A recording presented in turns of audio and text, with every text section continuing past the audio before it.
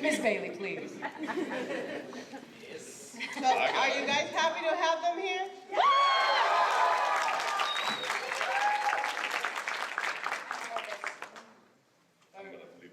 I like sitting back. It's a casual sort of environment. So we're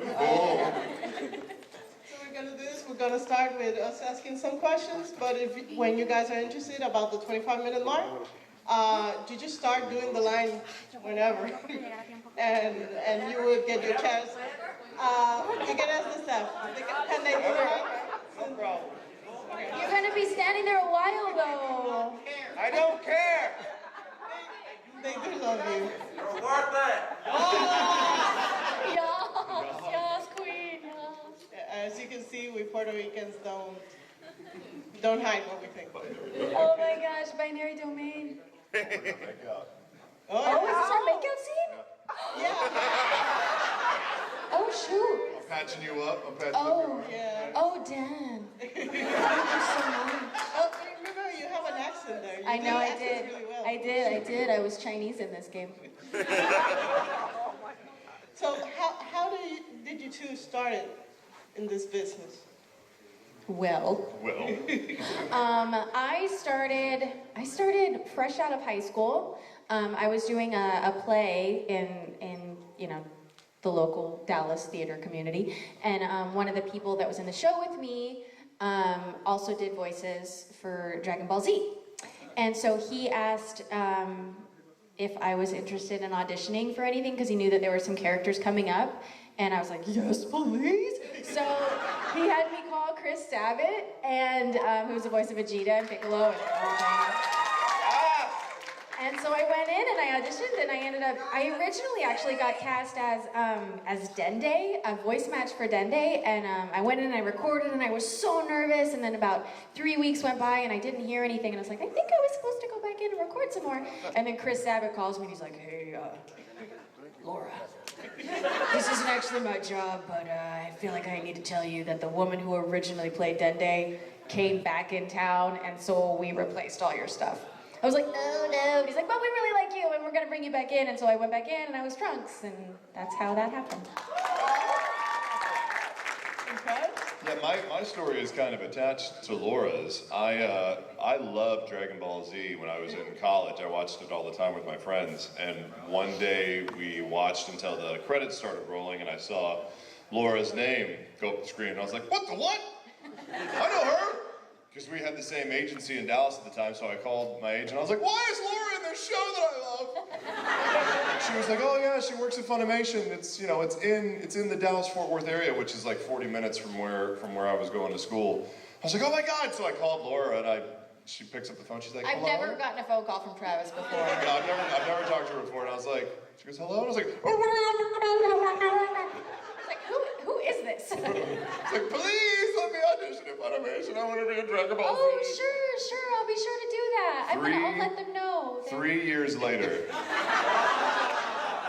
I still had not gotten an audition. That's terrible. I'm right on top of that, Rose. Not for shame. Yeah, and then I did an independent film with Mike McFarlane, who was the director of Fullmetal Alchemist, and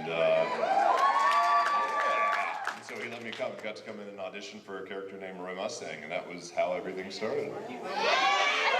Wait. When did you do Yu Yu Hakusho? Was that before or after? It was during that. Oh, okay. Yeah. We just played a clip of you as Roy Mustang, and her as Lost. Oh. It's epic. How did that work out for you, Laura? It depends on which scene we're talking about. Oh, how did this work out for you, Travis? Hey, I'm gonna get the upper hand here in 1 second. Watch him be like, oh God, no! Hit my face!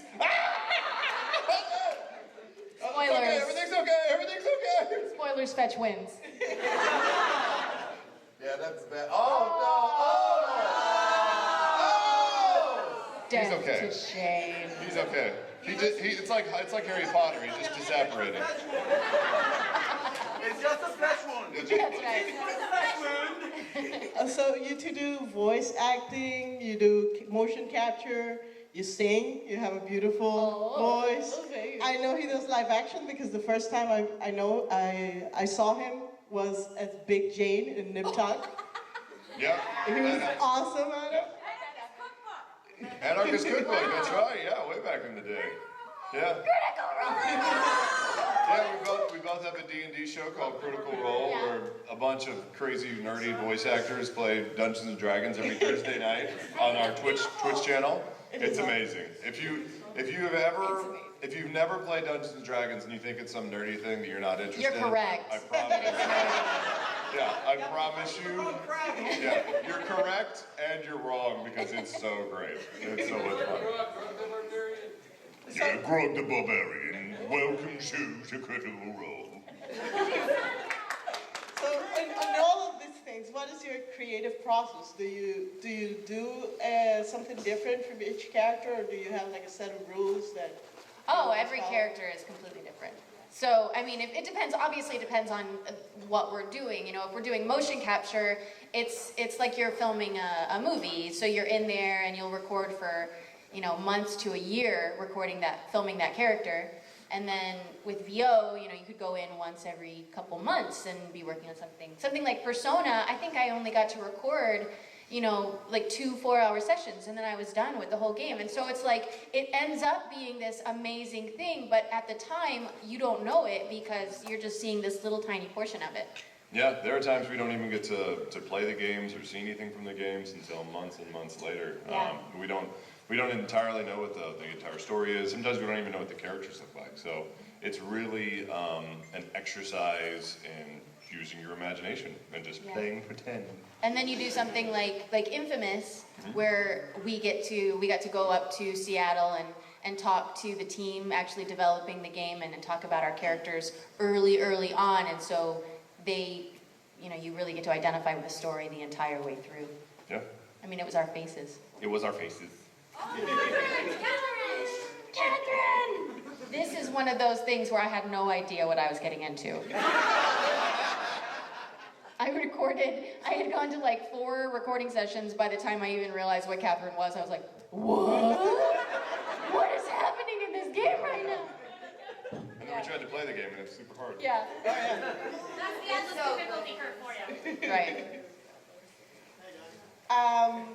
If you could have any other profession, what would it be? Oh man. What would you be, Trevor? I would be a horse. And I would run free through the fields. I would be a unicorn. That's a good job, Travis. Yeah, it would be. I would be magical. It is really hard though. It's really hard to think about any other career. Yeah. I mean, I've been doing this since I was in high school, you know? So it's hard to like imagine. I'd be a wrestler. I'd be a luchador. That's what you're, yeah, definitely. I would probably, I don't know, do something like with animals or biology or, I know. I mean, I would be a bear and I would roam the forest. I would be Trinket. That's right. You would do something with animals. You like animals more than people sometimes. I do. If I go to a party, I find the dog at the party and I sit and I pet the dog for the entire. That's gonna be your profile image. Yeah, exactly. If there was a fire, I can talk to you easier than I can talk to other people. if our house was on fire, she would probably grab the dog instead of me. Because you have a brain and can get out of the house. Oh, that's true. Yeah. I mean, Charlie has a brain too, but he doesn't know. He wouldn't know, and he's so close to the ground, he wouldn't be able to see where to go, man. I just love him so much. What breed is he? He's a miniature dachshund? I know, but he's a long-haired dachshund. So he's like super fluffy cute. He's like a Swiffer who just, Yeah. just picks up everything on the floor. His tail is so long and fuzzy, and it's just like shoo, shoo, shoo. So if you take him on a walk, it's like a big bunch of leaves All trailing this behind him all the shit in time. his tail. Yeah. He's so cute. So, out of all the work you've done, what's your favorite role so far, and why? Oh, that's hard. That's impossible. That's like trying to pick between your kids, man. You can't do that. It's tough. Everybody knows there's a favorite. Exactly. You all at the same time say what your favorite character is. 1, 2, 3, go. Mustang. I heard so many Mustangs. King Kong. Jaina! Shin-Chan! Oh, I like it. Nice lady. Ooh, Shin. Okay. So, is there a character played by another actor that you wish you would have played? I mean, that's hard. I mean, obviously, there's projects that I love so much that it would have been amazing to be a part of. You know, like Mass Effect. I mean, come on, Commander Shepard is amazing, but I feel like I learned so much about voice acting from playing that game, like learning from Jennifer Hale and hearing what she did with the role, and I can't imagine anybody but her being Commander Shepard. She was just so good. So while yes, I would have loved to play that part, in no way would I want to play that game without Jen as voice, you know? She is amazing. She's fucking phenomenal. I wish I could have been. StarCon this year. Oh, Heck yeah. yeah, man! Tell her I said hi when she comes. I would have liked to have been Sailor Moon. Or maybe Bubbles from the Powerpuff I'm glad Girls. you take these questions so seriously, Travis. They're her best balls of pleasure. You could have totally done it. Nailed it. Nailed it. So, if you could create your dream role, what would it be? Oh, man. Again, I just want a video game like that takes place during the Regency, so I can play something out of like Pride and Prejudice, but like in a video game. And I want to film it in mocaps, then like in the mocap suit, like I have to wear one of the dresses. I just want to do a Kamehameha in some game. But not Dragon Ball Z, just something else. Just once. Actually, if we could do like a Critical Role, like video game or a Critical Role animated project, that would be pretty That would freaking be cool too. pretty sweet, yeah. All the money. That would be pretty awesome. Yeah, that would be awesome. So, hardcore fans know that you guys have been married since 2011. Congratulations. Don't shake your head at me, showing off my beautiful ring. How did that come to be? Was it love at first sight? Well, though I guess it wasn't because you... Well, yes, you know how we met. Who is this? Will you marry me and put me in Dragon Ball Z? Was it love in the voice booth? No, we were... We knew each other for a long time. Yeah. We've been friends since we were 18. Yeah. So, Yeah, we worked together for a long time. We knew each other when she was in Texas and I was in California. She moved out to California, and then it was Sparks, baby. Sparks. Yeah. yeah, we started dating right after I moved out to California. Yep. So. If you could choose between emotional scenes or action scenes, which ones do you prefer to do? It depends on the project. I mean, sometimes there are projects that have very emotional scenes, but sometimes it feels a little strange in that project, and others you're like, oh, this is really good. This is some really meaty stuff that I can sink my teeth into. And other times you just want to fight. You just want it to be cool and, you know, have the scene be really exciting. So it just kind of depends on what the show is. I usually, like if it's just a video game, I would prefer to do something with more story in a video game as opposed to just like straight up fighting game. Just for the recording process, because usually in a fighting game you don't really get to do very much other than go in and just like scream, which can be kind of painful to scream for just 4 hours straight. But those are, you know, crazy fun to play, so. Yeah. Although Nadine does post Nadine quite is a- so freaking cool. But that was mocap. I mean, we went in and filmed that, yeah. Oh, is she? Oh, hello. Yeah, we filmed that. So, I mean, filming all of these scenes and working with Richard McGonagall, he's so good. He's so good and he's so charming, and it's just like, I just loved talking to him so much. Yeah, that was a great project. It is. I'm still. Still working on it? Yeah, I'm still. Because of this, I haven't finished it, but no. I'm going to finish it afterwards. So, are you guys ready to ask some questions? Yes! Yeah, let's start. Yes.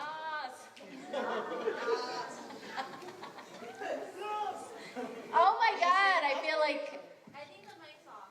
Oh, are you guys talking? The mic. Alright. Oh, there. Hello? Yeah. Oh, hi. Alright.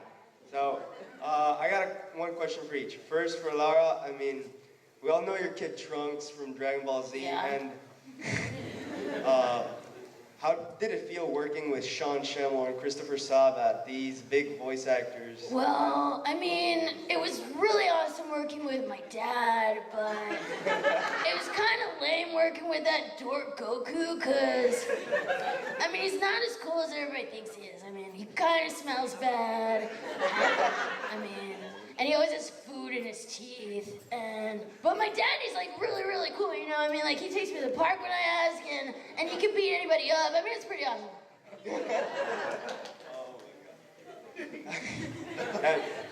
And for Travis, we love you as Roy Mustang, but if you could be anyone else from Fullmetal Alchemist besides Roy Mustang, Lost. like... Yes, I've got my eye on you. I'm a homunculus. You're gonna die. Speaking of Full Metal. Oh, there. There it is. Oh. Oh, yeah. Snippity snap, snip pow! We were talking about screaming earlier. Yes. Those screams are epic. Those screams were painful. Mike McFarlane did not make me do that too many times. S'mores, thankfully. I'm making s'mores out of you. And I hold it right there. gotta admit, I mean, Mustang's pretty freaking cool in this scene. Oh, so bad at it. Eva. Eva. Thank you, man. Hello. Hello. It's my first time meeting you, and Laura, I want to say your role in Resident Evil 6, Helena, the best role I ever heard. I loved the Thank way you. you emotional scenes. They were kick-ass. That was amazing to get to work on. Yeah, thank you. So my questions is for both of you, just one for both of you, and is this: if you both of you wake up in the morning and you realize you're stuck in an anime or game world, which anime or game world would you love to be stuck in? Jeez. Oh yeah. Actually, somebody asked something like this once, and I was like, "Oh, I would be in the Marvel world because Dude, then that there would would suck, though. be super. Yeah, everything would be getting crashed all All the the time. Like if you lived in New York, And you were just a regular civilian? It life would sucks. Like giant whales from outer space are crashing through the buildings. Thor's like lighting everything up with lightning. Hulk smashing everything. Yeah, no. thank you. I'd choose like Fruits Basket. Perfect. Yeah, because it's pretty normal. Only people turn into animals. That's cool. Oh my god. Maybe like Adventure Time. That'd be pretty fun. That'd be pretty awesome. Okay. Or Rick and Morty. Rick and Morty. Yeah, Rick and Morty. Well, thank you. Hi. Hello. So, longtime fan, very much not into the community because I never realized that, Travis, you are literally my childhood. You're welcome. Travis was my teenage years. And Laura, too. Yeah. I'm your whole life. Well, I feel old. any self-respecting fan of the both of you should know that you, Travis, were gifted a paddle. A very specific paddle. Oh, no. If anybody is unfamiliar with the term, look it up. And I want to ask you, is Laura a good miniskirt or a bad miniskirt? I love how half the room over there went like, oh my god. That is really really graphic, okay? So there is like the harem of miniskirts, and then there is my wife. And there is no paddle for my wife. No, no. No, no. Darn. Welcome to Puerto Rico. Thank you. Yeah, from all your roles, which one it was the hardest to play, the hardest project? You go first. Well, there are roles that are very vocally stressful. There are a lot of voices. So some voices are easy for us to do for long hours, hour. But, because it's usually within our normal vocal range. But even trunks for Laura can be super hard because you have to drop your voice down and do this, and it's really gravelly. If there's a part that has to go from here and then like drops down into deeper, and then all of a sudden like you have to do like a horrible accent on it, and then maybe he's got like really big teeth, so all of a sudden like it's all messy like this, right? It's kind of hard. So really vocally stressful voices are pretty tough to do for long amounts of time. So those can be tough. Yeah, like Omochao in Sonic. Yeah, which is just so well loved by everyone, I know. Yeah, I know, right? Actually, I ended up liking her because you were voicing her. Aw, thanks. I think he's a boy, though. Yeah. But yeah, no, it was super duper painful, and I remember auditioning for it, and I like almost sprained my vocal cord just doing the audition for it, because it was super duper high, like this all the time, and I think my face turns bright red as I'm doing it. And I was like, dear God, don't let me get this role. And then I booked it, and it was like 4 hours at a time doing that voice, and my director actually had to like reteach me, and this is after I'd been voice acting for 12 years, teach me how to stand in the booth in order to get that kind of a voice to happen and maintain it for that long, because I'd gotten so used to my own postures and my own way of doing things, and like with something like that, you really have to be technical with it in order to sustain.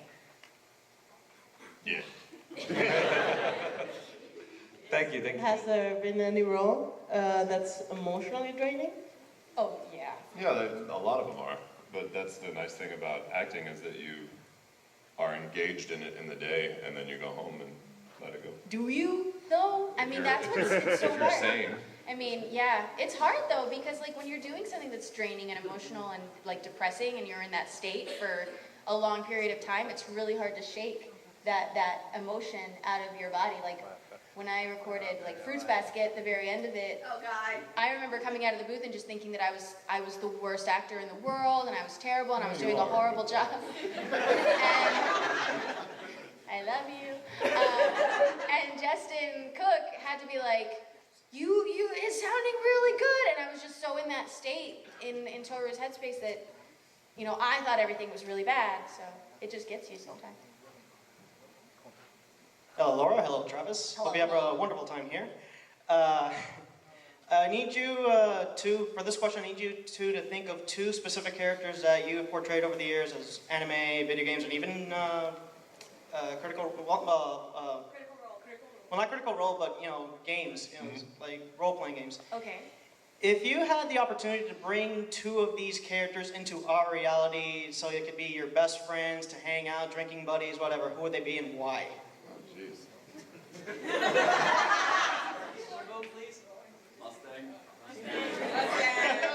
No, you don't want to be best friends with Roy Mustang. He gets all the girls.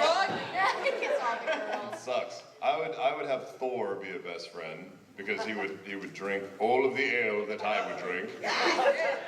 And I would not be best friends with Grog, because we would get in fights every 1 or 2 days in a row. So Thor and not Batman. That guy's a jerk. I would probably choose Maka as one of She's so cool. And hopefully she brings Soul with her. Hopefully. I would be best friends with Vexalia. Would you? Are you kidding? She's so cool. I don't know. He's full of sass. Personally, I'd be friends with Lemley from Titan's Grave. Oh, Lemley, are you kidding? But no, I mean, she's crazy. She would. And I she's try, awesome. Roy, believe it or not. Thank you. Well, nice, thanks. Hello. Hello. Yes, yeah, what do you want to say? Well, you see, I'm gonna be a barbarian soon.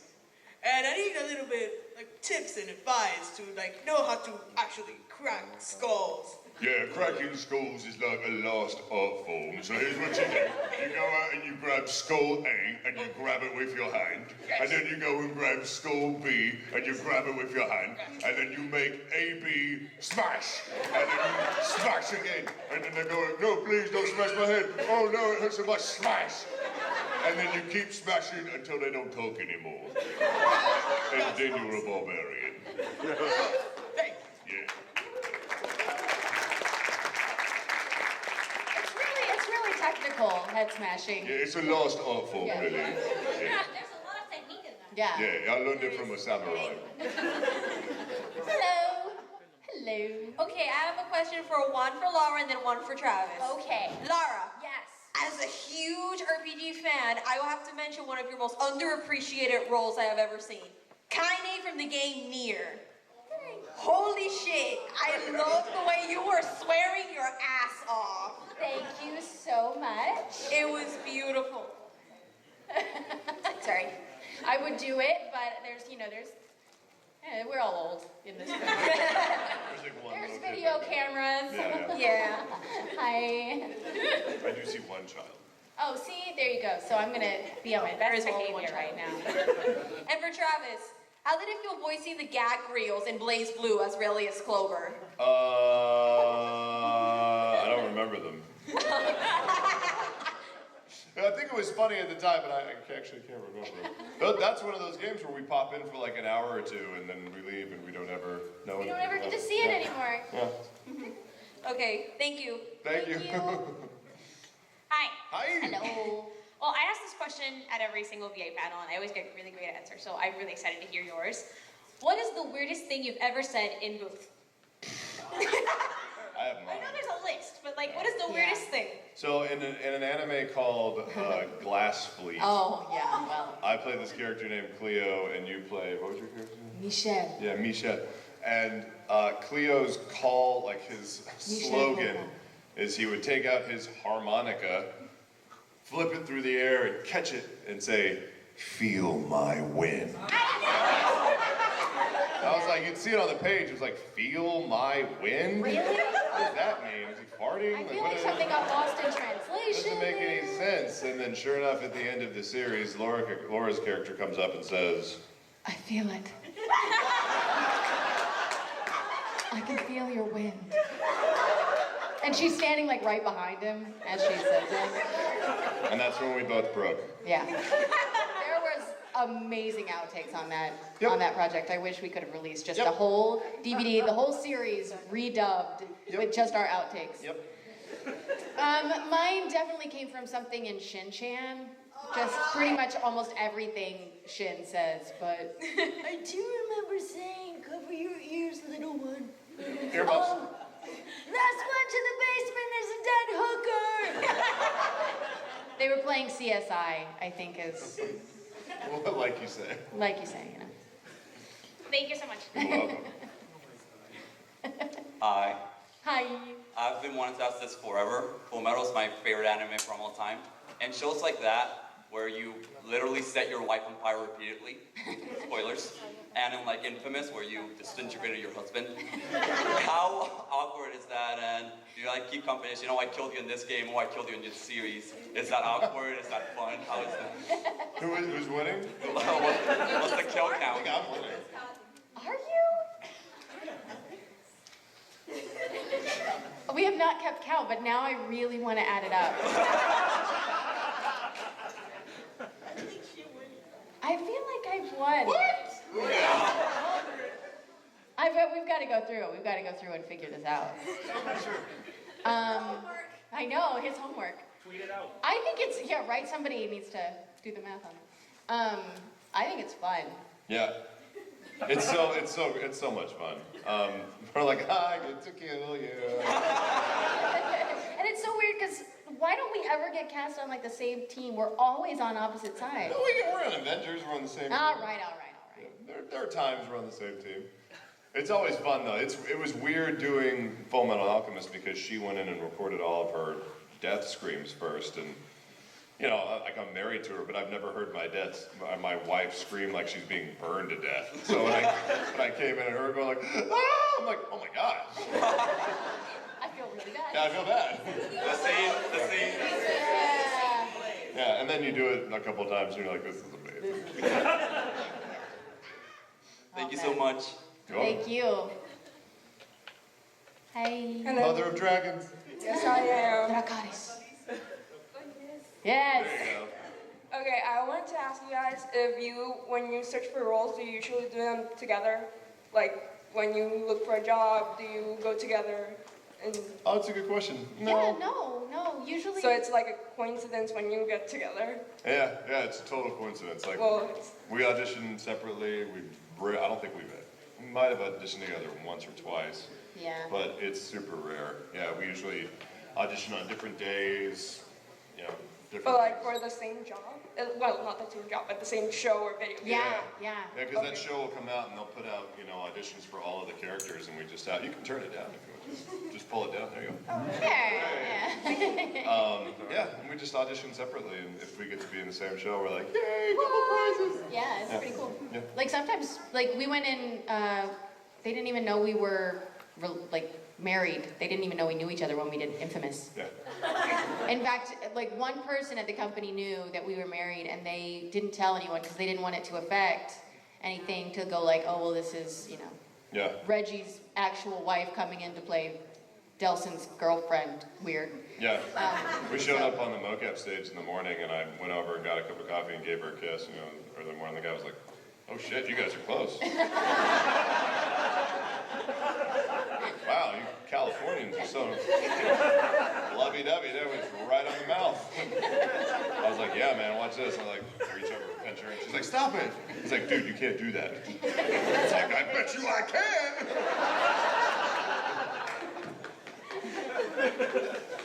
That happened on Halo too. Yeah. We walked into the stage together, and they were like, "Oh, did you guys drive together? That's weird." They're like, yeah, we drove together. I'm like, oh, okay, that's weird.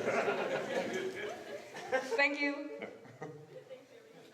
Hello, Travis and Miss Bailey. This question is mostly to Travis. You can turn it back up. There you go. It's me as a comedian. Anyway, if you were in Ginkgo's shoes from Mushi, what Mushi would you rather, at least if you were really fascinated, or at the very least being scared of? Oh, well, so Mushishi was this gorgeous anime where I played a character named Ginkgo that hunts these invisible creatures of like the spirit realm that only he can see. It's beautiful. Gorgeous. There is one that invades your eyeballs. I was in that episode. You were. And it invades your eyeballs, and under the moonlight, it comes pouring out of your eyes and straight up towards the sky, which would just make me run the opposite direction. But I would like to avoid that one, because that's freaky as hell. I bid adieu. Hello, guys. So as I told you guys in the booth, I'm really looking forward to moving to LA soon to be a voice actor. So I kind of want to know, how do agents operate? Because I've had the privilege of working with Bang Zoom before, and I know they operate kind of differently.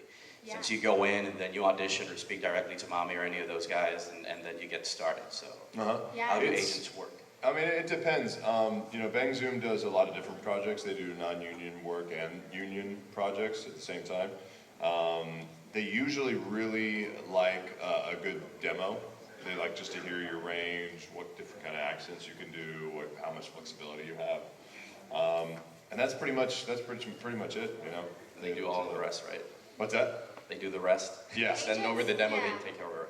Agents are, you have to send out your demos and hope that they contact you, because a lot of times it's hard to get an agent starting out as an actor, because they have limited slots in their agencies and everything.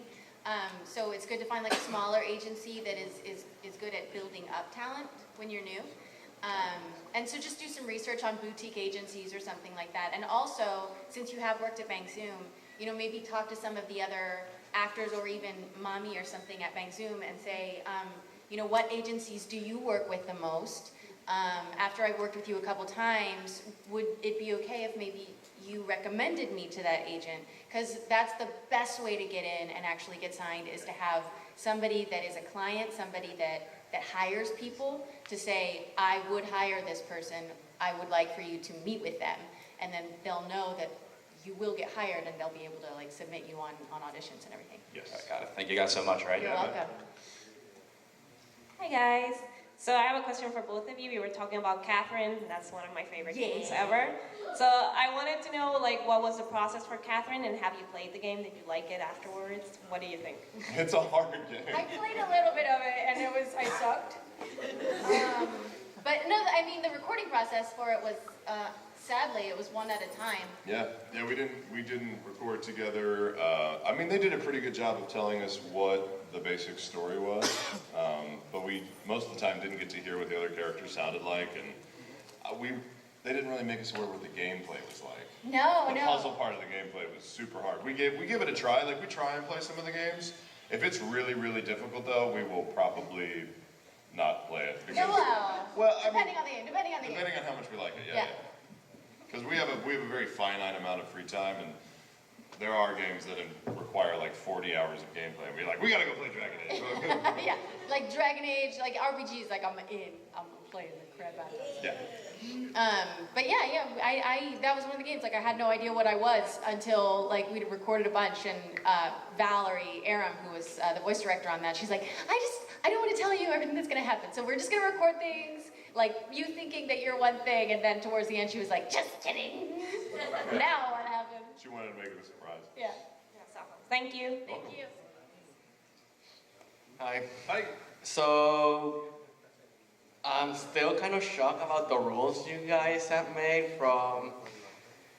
I knew Laura being Lucina from Fire Emblem, but I didn't know about Travis being both King Garen and, surprisingly, Knuckles. Knuckles, yeah. Yeah, kind of want to make... Okay, sorry. I've got to formulate. So, I was wondering... Sorry, it was kind of an overriding process. I kind of want to ask to both of you, but since one question per person is... Okay, so...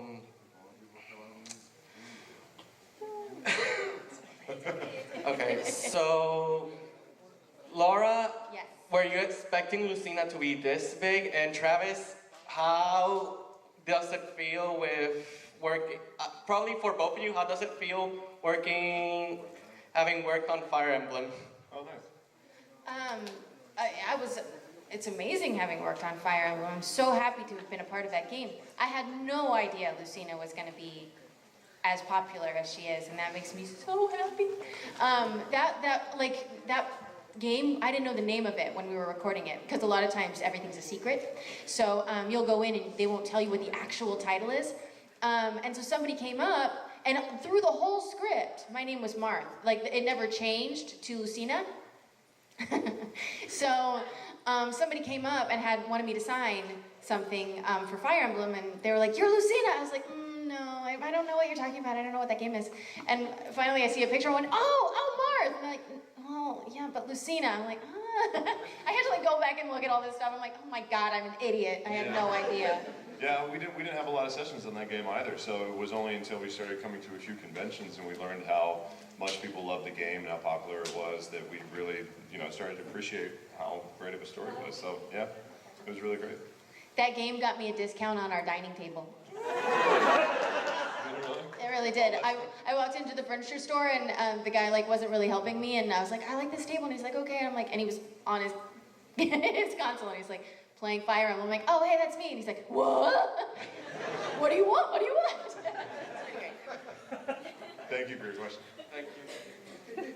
Thank you. Hello. Hello. I want to ask both of you. Wait. Yes. It took you that long? No. Yeah. What triggered you into getting into voice acting? How do you get there? how do you got into voice acting? Good question. I mean, we both started out doing film and TV, just regular acting and stuff like that. Voiceover is a little more, it's a different skill set. So it's different than being able to use your face to act, being able to use your body to act, being very subtle, and not using your voice as much. You just have a microphone. So whenever you're being recorded, someone needs to know that you're angry or upset or jealous or, you know, kind of there's rage boiling under the surface. And so we just kind of recognized that we had the ability to communicate those things with just our voice. There are a lot of people that try voiceover that come to it in games, that come from the film and TV world, and it takes a while for them to get used to it. And being that we're both really big gamers, we just know what sort of dialogue is needed in certain projects. You know, I really loved Dragon Ball Z, so I watched it all the time, so I really had an appreciation for anime. Laura loves playing RPGs like Mass Effect and Dragon Age and, you know, Elder Scrolls and things like that. So she really does very well in those types of recording sessions. If you really, really want to pursue voiceover, we always say, you know, study and practice just acting as much as you can. Take classes, see what your voice can do, see what you can do, try and surprise yourself, record yourself. If you have a phone, you know, usually there's something to record your voice with. If you have a computer, practice trying to imitate different voices and see what kind of flexibility you have. It's just about deciding what you really want and going for it. It's good to read books out loud as well, because a lot of times, especially in voiceover, you don't get the script ahead of time. In animation, a lot of times you do, but in video games, you don't get the script. So you're reading on the fly, you're cold reading almost everything. So to be able to read a book out loud and not like screw up too much is a really good sign that you'll be able to do that sort of thing in the booth as well. And also, I always think it's smart to take voice lessons, even if you don't want to be a singer. Voice lessons help you increase your range, and so that made a big difference with me being able to voice little girls and also people like Lust, because that range was there already. Yeah. Well, thank you. You're welcome. Hello again. Hello, hello. My question is, without spoiling anything, Oh gosh. how are you feeling knowing there is no Critical Role next week after what happened in the last episode? Holy shit. No spoilers. We're always nervous going in. We're always nervous. I feel fine. I'm not worried. I'm not worried. I mean, yeah, I don't know. I'm feeling okay. We really don't know what to expect, but that's every week. I mean, you know, that's the great thing about D&D is that it's very much like improv. We don't have a script. We don't have any idea what we're gonna do. Matt just throws something at us and we just kind of react. So it's not like we can be really disappointed if it goes wrong, because it's not like we spent a ton of time going, this is the best idea I have. It's foolproof and it can't go wrong. Like, we're just like, make stuff Well, I up. think that's a grog mentality as well. It's a Because good mentality for to have. There's no let me way tell that you. Liam is like, I'm gonna fly by the seat of my pants. Liam is like, what can I plan? What can I plan? What can I plan? Which is pointless. It's pointless. There's no point. He planned what he was gonna do last week, and that turned out Yeah, well. it went to shit real quick. There's really no point. It's all about the dice roll. Yeah, I mean, yeah, especially when your fate is decided by a 20-sided dice. This is a great idea. One. Like, who cares? Who cares? Yeah. You killed yourself. Yeah. Thank you. You're welcome. Thank you. Hi. Hi. Well, my question is for start. You know, Nintendo has this series called Zelda. Uh-huh. His name is Link. Well, if he has more dialogue, what would you think his voice would sound like? What would his voice sound like? Yeah, beyond the if he has real dialogue. You sound like this, man. Yeah, baby, my name is Link. I'm trying to get after that Legend of Zelda. Nice.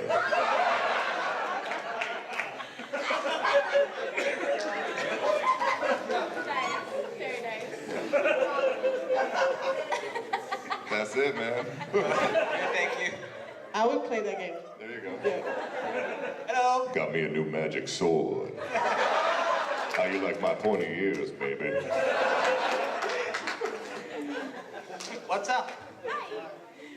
First of all, welcome to Puerto Rico. This is the first. Anyway, my question is, what is your favorite phrase from each of your characters that you perform? Oh, jeez. Every single character ever? Just choose one or two. Just one. Choose one. My magic will tear you apart! I would like to rage. Well, thank you so much. Hey guys, what's up? Okay, so here's a quick question since everyone's been rushing to the question. So, Laura, Yes. how did it feel to be the president of the United States of America Thank and you. fighting aliens? It felt, oh, damn it. It felt good. Felt effing good. That was what I was hoping for. Thank you. Effing good. And effing Tiger? Effing Burt Reynolds? What? Hey again.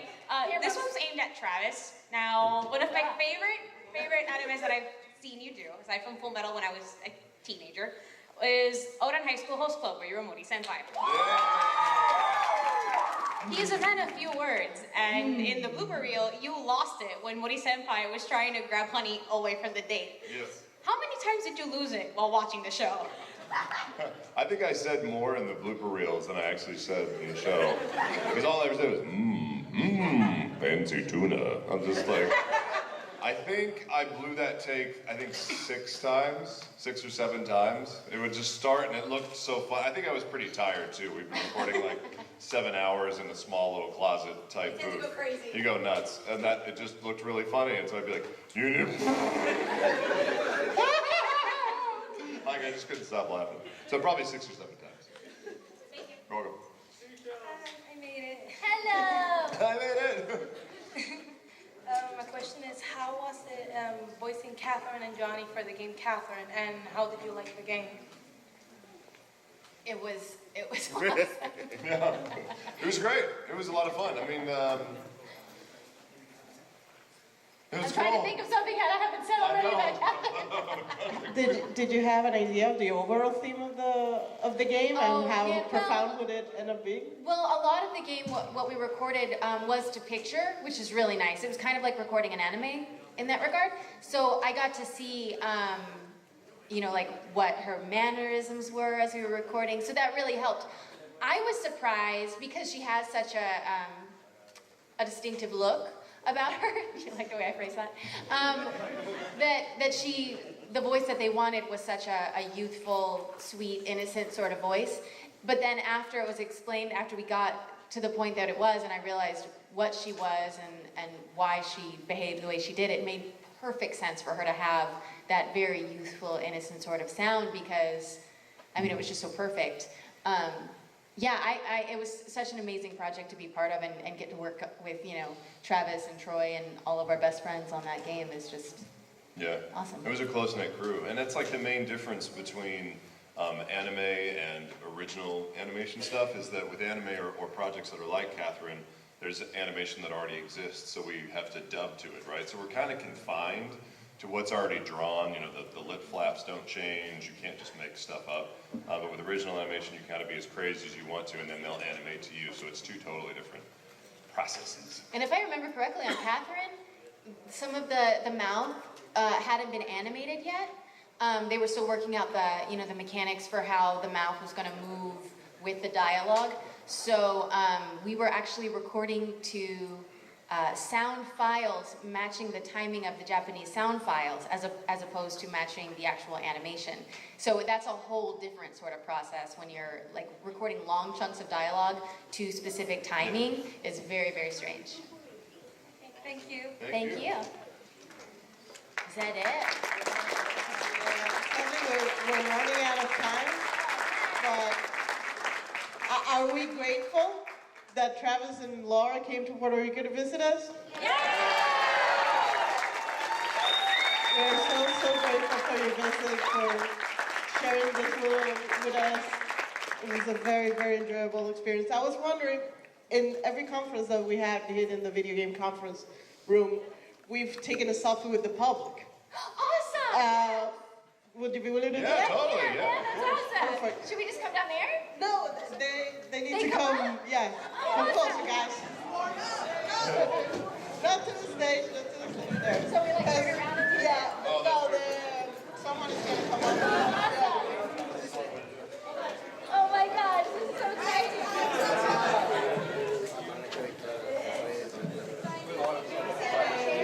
I think it should, right?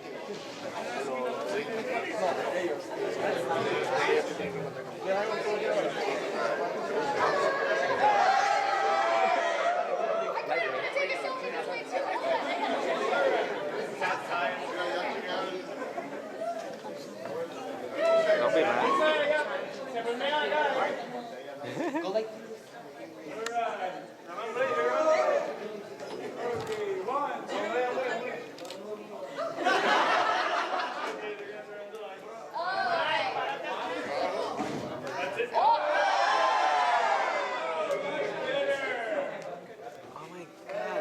Finally. You gotta get in the picture, boy. Get in the picture, man. Group hug. Guys, just sit down. I know. Thank you. All right. 1, 2, and 3. Now I want you to scream.